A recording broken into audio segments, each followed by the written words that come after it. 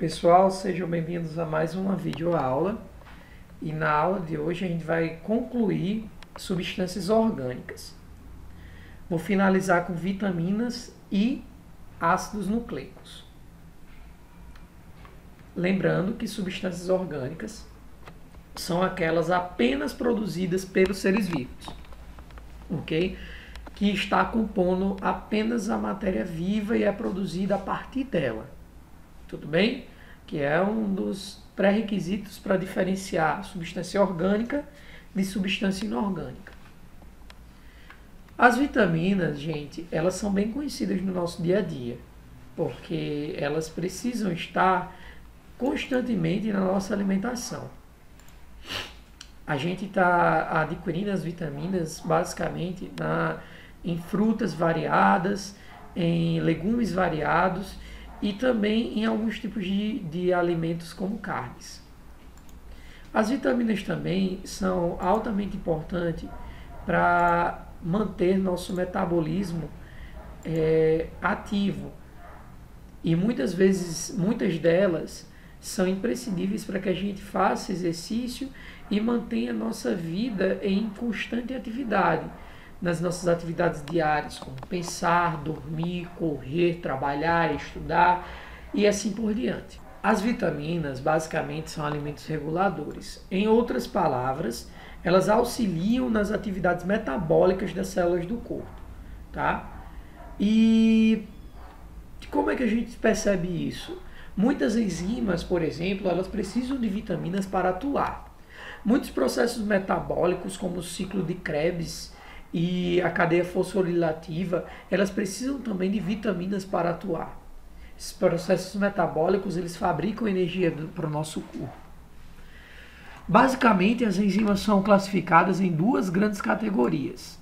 As enzimas que elas se dissolvem em água, que é no caso as vitaminas C, o complexo B e as vitaminas P, que são basicamente vitaminas descobertas há pouco tempo e que não vou trabalhar aqui nessa aula.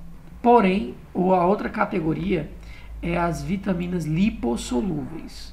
As vitaminas que elas se dissolvem, que elas reagem com facilidade em lipídios, em gorduras, óleos e etc.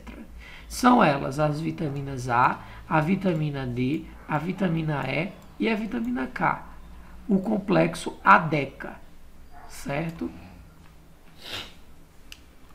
Aqui vemos os conjuntos de vitaminas que tem nos alimentos. Temos então a vitamina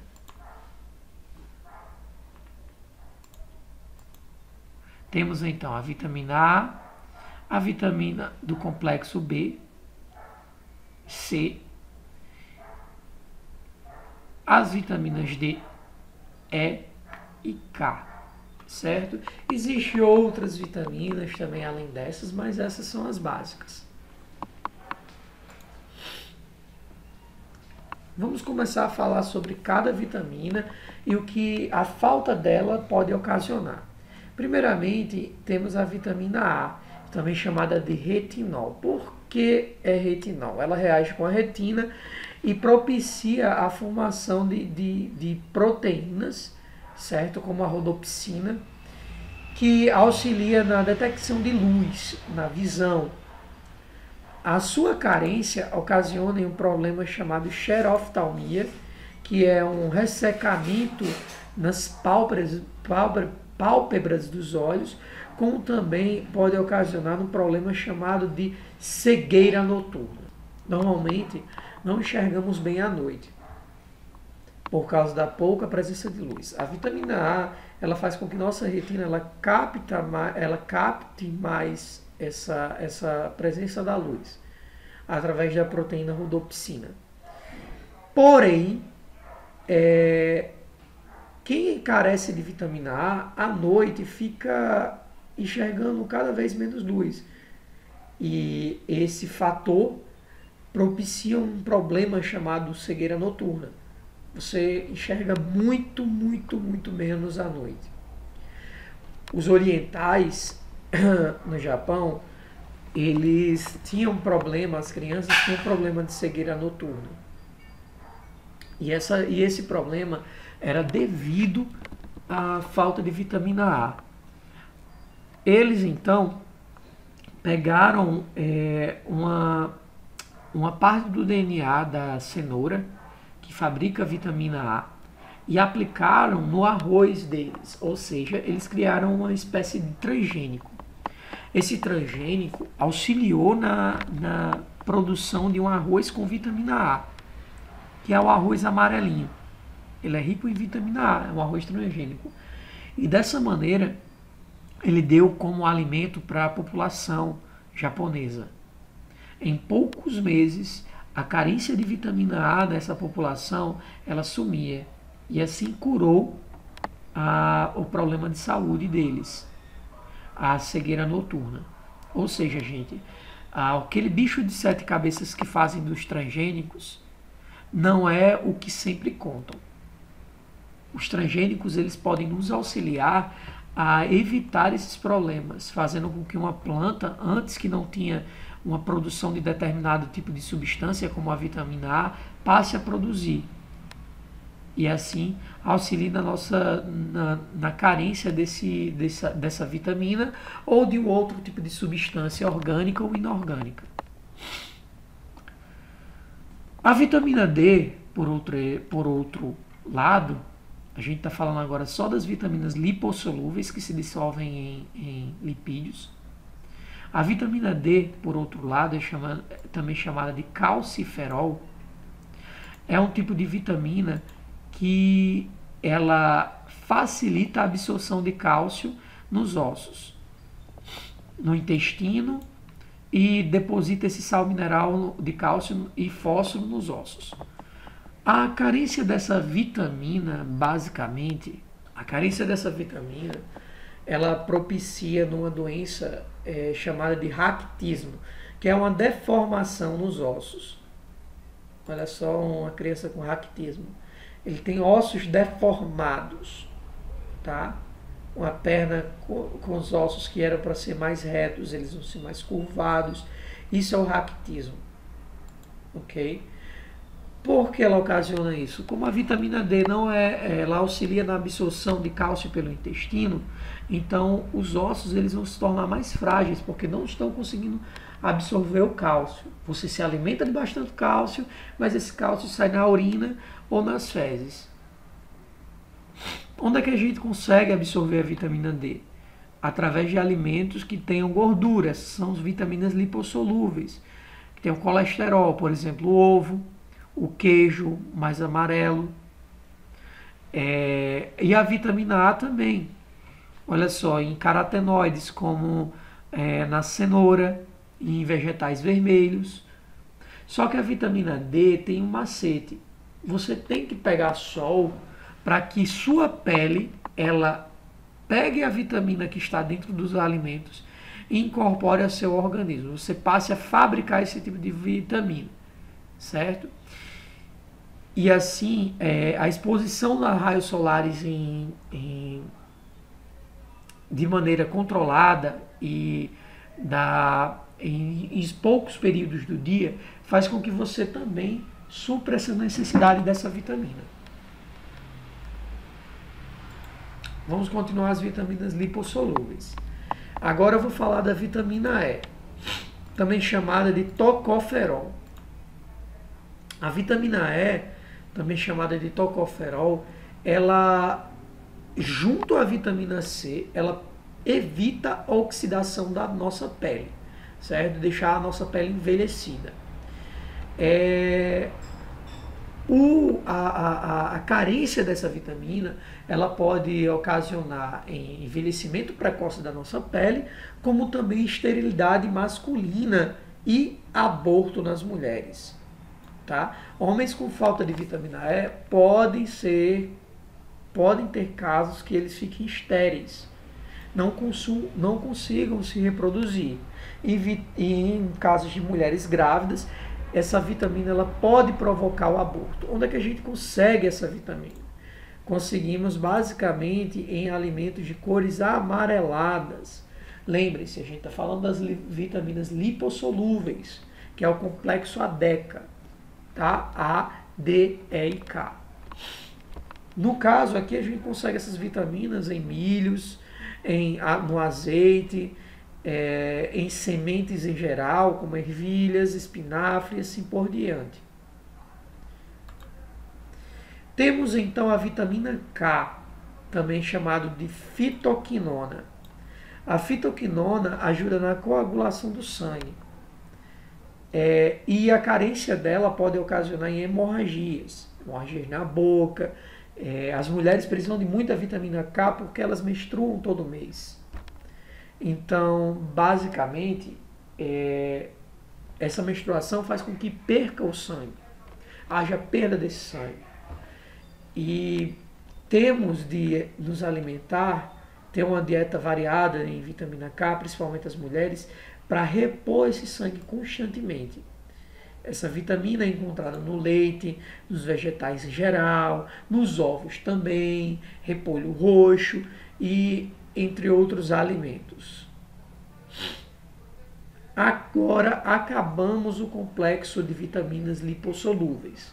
Vamos entrar no complexo de vitaminas hidrossolúveis, aquelas que são encontradas em alimentos ricos em água e que se dissolvem com facilidade na água do nosso corpo. Aqui temos as vitaminas B. As vitaminas B, elas têm basicamente 12 vitaminas. E as vitaminas B basicamente têm mais de 12 vitaminas, mas eu vou falar só de algumas principais. A B1, chamado de tiamina. Essa vitamina, ela ocasiona numa doença chamada de beriberi, ou seja, é uma doença que as pernas das pessoas ficam frágeis, você fica com fragilidade em andar. Então tem que repor a vitamina B1 para evitar essa doença. A vitamina B2, também chamada de riboflavina, a carência dela ocasiona rupturas na mucosa da boca, ou seja, aparece várias aftas na boca, certo? A B3, também chamada de niacina, a sua carência causa um tipo de doença chamada de pelagra, que é um problema de pele,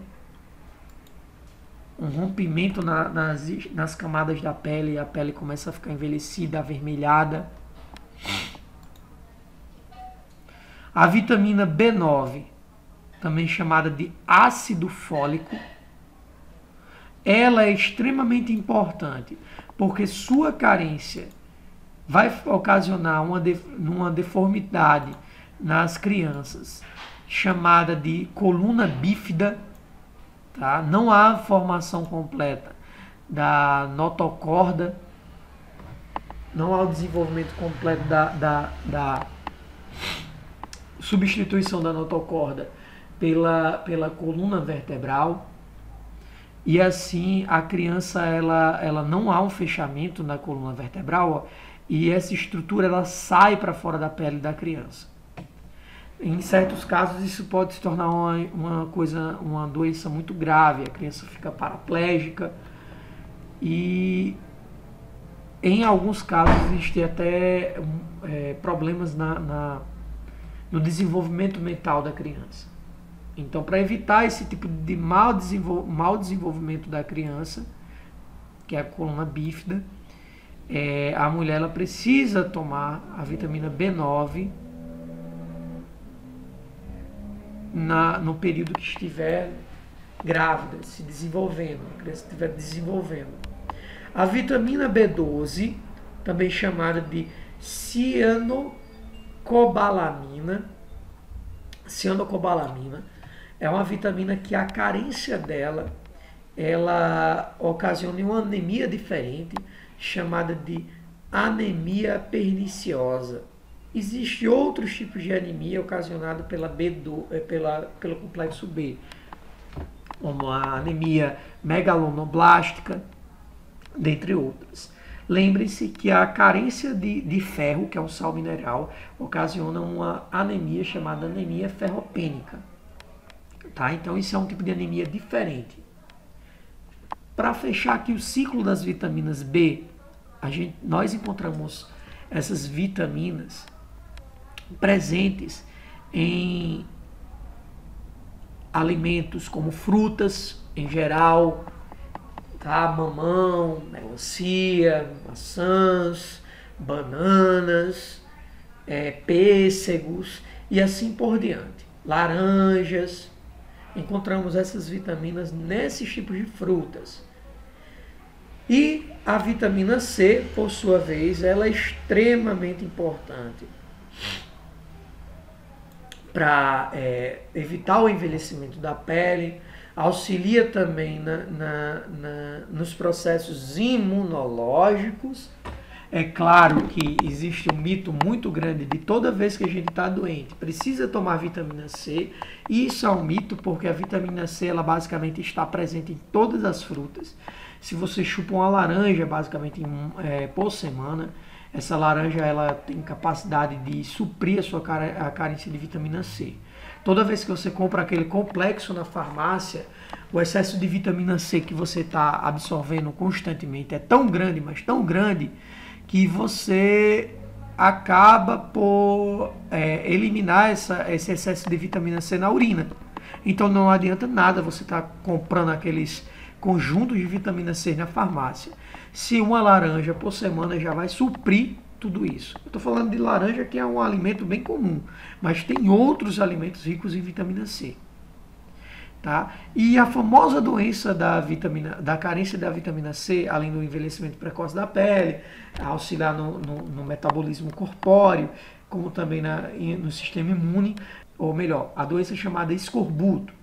Tá? O escorbuto é uma inflamação nas gengivas que faz com que você perca seus dentes, como também tem uma hemorragia. Essa é uma doença bem famosa porque afetava os escravos. Os escravos, eles vinham em navios negreiros. Vale a pena fazer uma ressalva aqui, que foi um período bem drástico em nossa sociedade, mas a gente precisa estar sempre relembrando para que isso não aconteça. E nesse caso, a alimentação era péssima nesse conjunto de pessoas, porque basicamente se alimentava de animais, de porcos e de aves que tinha no navio e carecia das frutas, que elas sim vinham com as vitaminas hidrossolúveis, como a vitamina C. E assim os escravos, como passavam semanas nesse navio, eles tinham a gengiva arrebentava, perdia os dentes. Quando eles chegavam nos portos para serem vendidos, os proprietários, os futuros proprietários, né, eles olhavam os dentes dessas pessoas para verificar se eles tinham falta de dente. Se os dentes estivessem tudo ok, a gengiva bonitinha, eram os escravos mais valiosos, porque assim eles mostravam que não tinham essa carência. A vitamina C é uma das primeiras vitaminas a serem descobertas. Então, até então, um dos cientistas da época, ele examinou as pessoas. Em 1928, basicamente, um médico chamado Albert von Setzen, o nome é até difícil de pronunciar, George, ele é húngaro, certo? Ele isola alguns fatores que combatiam o escorbuto da época e chama esses fatores de vitamina C, tá? O que a gente chama de ácido ascórbico. E assim ele cura as pessoas desse mal do século XX, um dos males do século XX. Só que tem uma curiosidade que eu acabei de falar sobre o mito do excesso da vitamina C para trazer um sistema imune mais forte, né? Isso vem... só que o mito do excesso da vitamina C, ele vem lá de 1900, entre os anos 50 e 70, bastante defendido pelo químico Linus Pauling, né?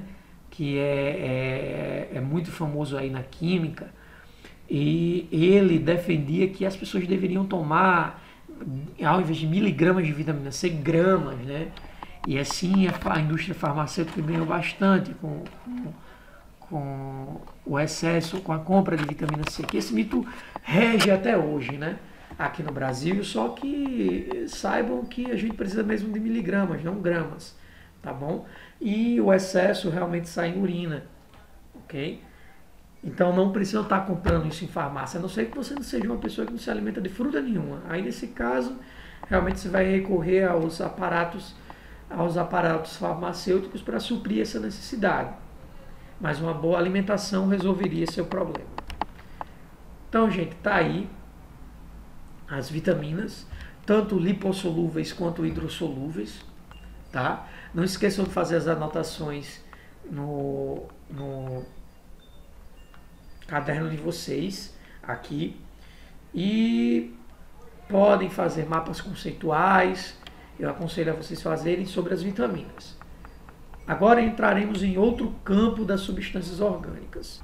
Entraremos agora no campo dos ácidos nucleicos. Os ácidos nucleicos basicamente são conhecidos como DNA e RNA, tá? Todo ácido nucleico que a gente vai falar aqui e que é envolvido com substância orgânica, entraremos no conceito do DNA e do RNA, todos eles. Então, os ácidos nucleicos, também chamados de DNA e RNA, eles têm nomes científicos. DNA e RNA são abreviações. Os nomes científicos dos ácidos do DNA, por exemplo, o nome completo, na verdade, do DNA é também chamado de ácido desoxirribonucleico. O desoxi vem de DNA, fita dupla, tá bom? O RNA, ele vai ser chamado de ácido ribonucleico. Veja com que letra está começando essa palavra aqui, com R. Então, é um nome completo aqui do nosso RNA. Vamos lá. O DNA, ele carrega a informação de como fabricam a proteína. O RNA, ele é responsável por pegar a informação do DNA, ele pega a informação do DNA e ele vai levar as estruturas que vão fabricar a proteína. Então tá aqui a diferença. Ó. Temos o DNA, fita dupla, e temos o RNA. Ele é uma fita simples, tá bom? É como se fosse a metade do DNA. Ele pega a informação do DNA e leva para fora da célula para assim fabricar a proteína. Então vamos só raciocinar uma informação básica aqui. Onde é que esses ácidos nucleicos se encontram nas células? Existem células que o DNA, que é uma célula de uma bactéria, toda ela, a bactéria está aqui. Existem células que o DNA ele fica solto dentro da célula. Está aqui o DNA, ó. Ele fica solto dentro da célula. Essa região de dentro da célula aqui de uma bactéria é chamada de citoplasma. Então, o DNA ele pode se encontrar tanto no citoplasma, quanto ele pode ficar dentro. Olha só essa outra célula aqui, ó. Uma célula que existe uma estrutura dentro dela, e dentro dessa estrutura dentro dela existe o DNA. Olha aqui, ó. Peguei a célula completa, tem uma estrutura dentro dela, dentro dessa estrutura tem o DNA. Certo? Então, olha a diferença dessa para essa. Essa tem a célula que dentro dela já tem o DNA. Nessa outra é uma célula que tem uma estrutura que dentro dessa estrutura tem o DNA. Nessas células que existe uma estrutura que protege o DNA, são chamadas de células eucariontes. Vou retomar esse assunto lá na frente. Nessas células aqui, que o DNA ele fica no citoplasma, não existe nenhuma grande estrutura protegendo ela dentro da célula, são chamadas de células procariontes. Então vamos lá, olha só o DNA. Ó. Dentro desse núcleo, dessas estruturas aqui, ó, a gente tem um DNA aqui, ó, fita dupla, ó, parece uma escadinha retorcida. Então, temos que ver quimicamente qual a diferença do DNA para o RNA. O DNA, vocês veem aqui, ó, é uma fita dupla, carrega informação. Aqui tem informação dizendo que seu cabelo vai ser de tal cor, que sua pele vai ser de tal cor, que você vai ter propensão a tal doença. Nesse outro lado aqui, o DNA ele carrega tudo isso, certo? Nesse outro lado, o RNA ele vai pegar a informação da cor da sua pele, vai levar para as células do seu corpo e vai fabricar a cor da sua pele. Então vamos ver agora qual é a diferença química do DNA para o RNA. Vamos lá, gente. A gente tem o DNA, certo? Fita dupla, aqui, ó. Ok? Parece uma escadinha, ó. Retorcida. E temos o RNA, que é como se fosse metade do RNA aqui. Vamos falar muito mais sobre eles lá na frente. Eu vou pegar um pedacinho aqui do RNA e vou trazer para aqui. Vamos ver quimicamente do que ele é feito. Gente, basicamente o DNA ou RNA ele é feito de 3 substâncias. Um açúcar, que eu vou estar desenhando ele aqui, ó, como uma casinha. Tá? Olha a casinha aqui, ó. Ok? É uma casinha. Tem um oxigênio aqui, ó, na ponta, no teto da casinha. Isso é um açúcar, um carboidrato. Tá? Esse carboidrato, ele é um açúcar de 5 lados. Ok? A gente vai contar aqui os lados dele, ó. Um lado, 2 lados, 3 lados, 4 lados. Cada pontinha dessa é um carbono. 5 lados. Então a gente tem 5 carbonos. Por termos 5 carbonos, a gente diz que esse açúcar que compõe o DNA é chamado de uma pentose. Penta vem de 5 ose de carbonos. Então, um açúcar com 5 carbonos é uma pentose. Tá bom? Esse açúcar com 5 carbonos, ele é um monossacarídeo, tá? Que é composto de 5 carbonos. E no caso do monossacarídeo, do carboidrato do DNA, dessa casinha do DNA, é chamado de desoxirribose. Esse é o açúcar do DNA, desoxirribose. É o açúcar do DNA, ó, macetezinho para vocês, ele começa com D. Então, desoxirribose é o açúcar do quê? Do DNA. E o açúcar do RNA é chamado de ribose. Quimicamente, eles são diferentes. Ribose. Macete para vocês. O açúcar do RNA começa com que letra? Com R. Então, ele é o açúcar do RNA.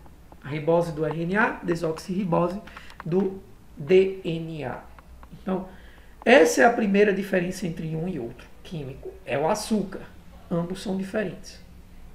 Além do açúcar, o DNA, ele é feito de o DNA e o RNA são feitos de uma molécula chamada fosfato. Ó.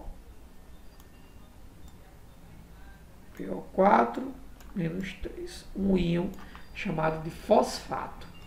Tá? Eu posso desenhar ele aqui como uma bolinha, ó, que vai se ligar a esse açúcar 5. Ou melhor, esse carbono 5.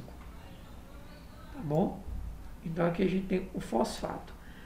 Ambos no DNA quanto no RNA é a mesma coisa, esse fosfato. Então não há diferença. A terceira estrutura dos ácidos nucleicos é o que a gente chama de base nitrogenada. Terceira estrutura. Tá? Estou desenhando como um quadradinho. Essa base nitrogenada. Então, um DNA quanto o RNA é feito de 3 coisas. O açúcar, o carboidrato, o grupo fosfato e a base nitrogenada. Vou falar da base nitrogenada já já. Então, ambos são feitos das três coisas, tá? O DNA e o RNA é feito de várias estruturas dessa tríade. Essa tríade química é chamada de nucleotídeo. Tudo isso aqui, ó, essas três coisinhas, grupo fosfato, base nitrogenada e carboidrato, é chamada de nucleotídeo. Nucleotídeo. Tá bom? Nucleotídeo. Essas três coisas são chamadas de nucleotídeo. Como o DNA e o RNA é feita de várias tríades dessa, então eu posso dizer que o DNA e o RNA é uma cadeia poli vem de vários, nucleotídeos. Polinucleotídeos. Tá bom? Só para revisar aqui para vocês, ó, o DNA ele tem um grupo fosfato, um grupo que é pentose, um carboidrato, e tem a base nitrogenada. Isso é o nucleotídeo do DNA. Como o DNA e RNA eles têm várias estruturas dessa, então a gente pode dizer que é um polinucleotídeo. Então eu disse que a diferença do RNA e o DNA está aqui, ó, no açúcar. Beleza? É uma das diferenças. Só que existe outra diferença. Vamos ver aqui voltando aqui para o nosso querido slide. Tá? Vamos dar uma continuidade aqui. Eu falei para vocês que o grupo fosfato, né, feito de um íon de fósforo com oxigênio, mas a fórmula não é só aquela. Existem 3 moléculas de hidrogênio. Essas 3 moléculas de hidrogênio transformam esse grupo fosfato em um grupo ácido. Por isso, então, que ele é chamado de ácido desoxirribonucleico, tá? E não há diferença entre ele e o DNA. Então tá aqui, ó.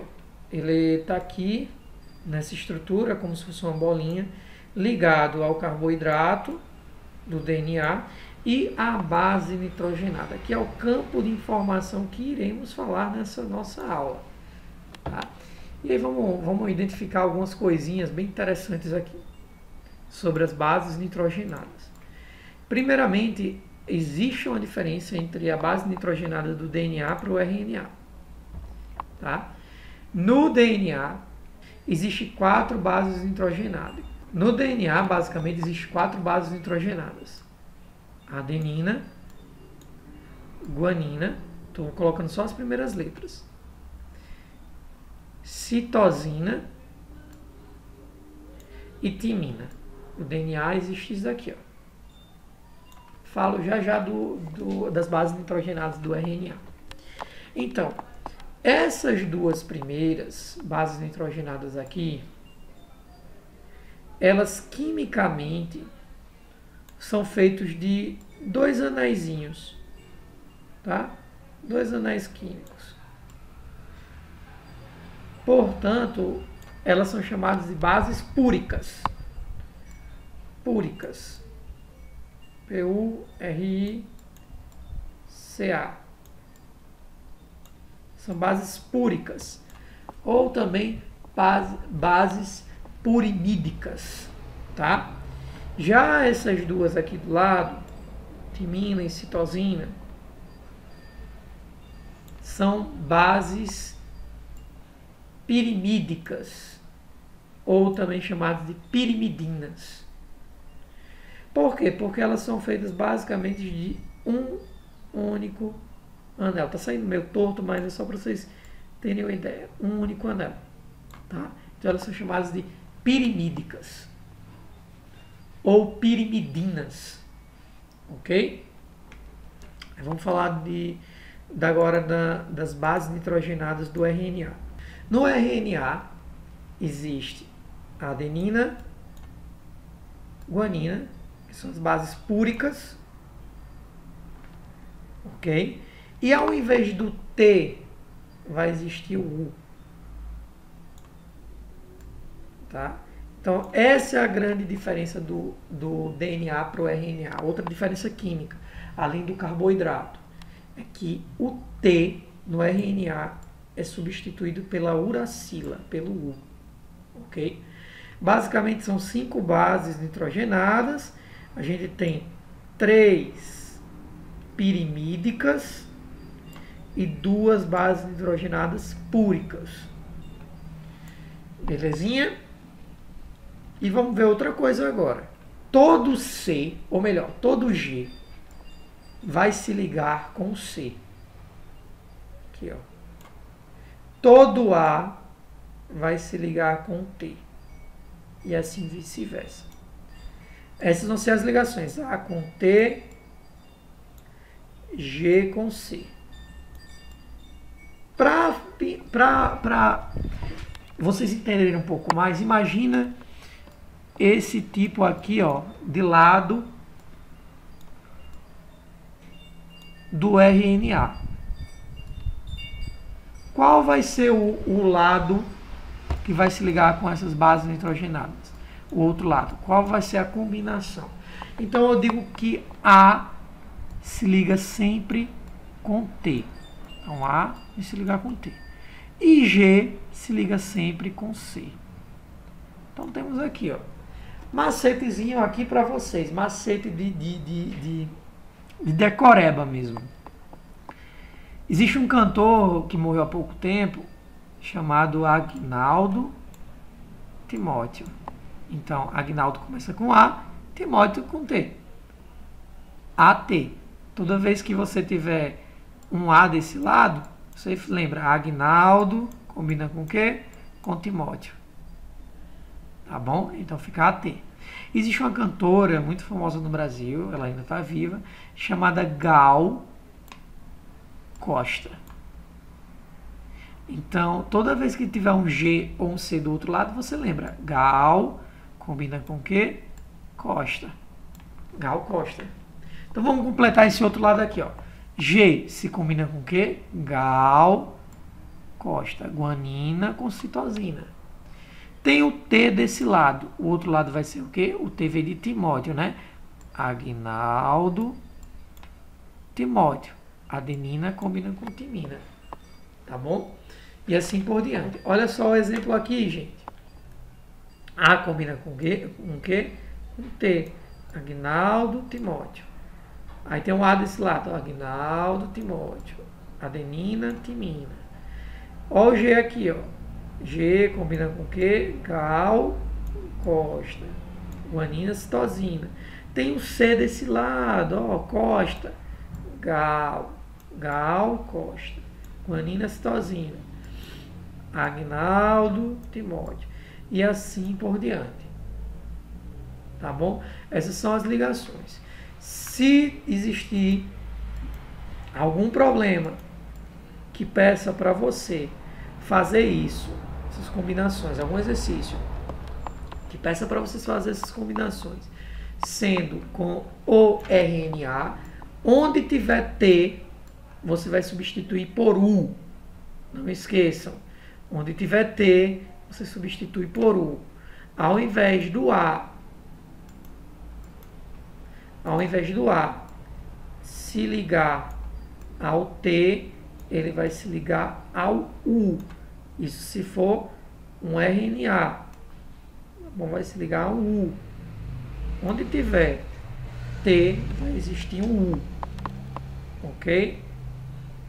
Lembrando, se for um RNA.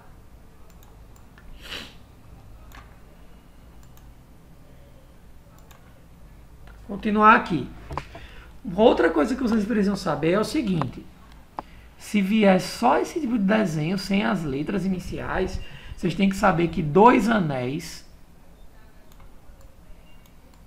ou é a adenina ou é guanina. Um anel no RNA ou é timina, no DNA, desculpem, timina, ou citosina. Porque 2 anéis, bases púricas. Um anel, base pirimídica. Tá bom? Gal Costa, ou melhor, guanina, citosina, eles sempre vão ter 3 pontos de hidrogênio ligando eles. Aqui, ó. 3 pontos de hidrogênio ligando eles. Tá bom? Já aqui, gente,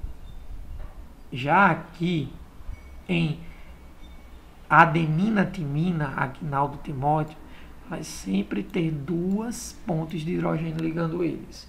Então, já matamos a charada. Desse lado aqui, ó, a gente tem 3 tracinhos, 3 pontos. É G desse lado, que é 2 anéis, e é o que desse outro lado? Guanina, citosina, Agnaldo, ou melhor, Gal Costa. Olha esse exemplo aqui para vocês. A gente tem 2 anéis. 2 anéis é adenina ou guanina. A gente tem um anel, é citosina ou timina. Aí existem 2 ligações entre eles. 2 ligações é Agnaldo, Timóteo. 3 ligações é o que?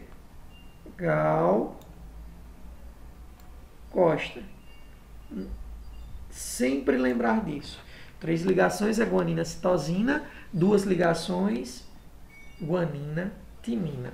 Ó, aqui embaixo, ó, tem 2 pontos de hidrogênio. 2 pontos é o que? Agnaldo, Timóteo. E olha só que legal. 2 anéis é o A, um anel é o T. Anotem isso. Aqui embaixo tem 3 ligações. Ó. O G vai estar de que lado? 3 ligações é guanina, citosina, Gal Costa. O G vai estar de que lado? O G vai estar desse, ó, 2 anéis. E o C vai estar desse lado, um anel. Vamos pegar outro exemplo. Aqui, ó. 3 ligações. 3 ligações é o que eu falei? G e C. G é 2 anéis, vai estar desse lado. E o C é um anel, vai estar desse lado. Já esse daqui, ó 3 ligações aqui sendo feitas, ó. É GC de novo. Só que os 2 anéis estão desse lado, então o G vai estar desse lado e o C vai estar desse lado. Bom? Só para vocês sacarem aí. Então, para finalizar os ácidos nucleicos, a gente tem o seguinte.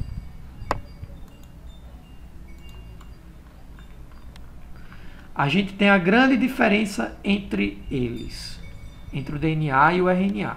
Qual é a grande diferença? No DNA, o açúcar é chamado de desoxirribose. No RNA é de ribose. Tá? A primeira grande diferença. No DNA, as bases nitrogenadas vai ser AT, adenina, timina, guanina, citosina. No RNA, a gente vai, olha só, no DNA a gente tem adenina, timina, guanina, citosina. No RNA a gente tem adenina, uracila, guanina, citosina. Então, as 2 principais diferenças do DNA e do RNA é que os açúcares são diferentes, os carboidratos são diferentes e as bases nitrogenadas timina é do DNA e uracila é do RNA. Tudo bem? Então, fiquem com essas questões, fiquem com essas anotações também e façam os exercícios que é para fixar esse conhecimento. Belezinha? Lá na frente a gente vai aplicar esse conhecimento no nosso dia a dia. Quando a gente estiver estudando um pouco mais à frente, como é que se fabrica as proteínas. Mas não esqueçam desse detalhe. Ok? Um forte abraço e até a próxima aula.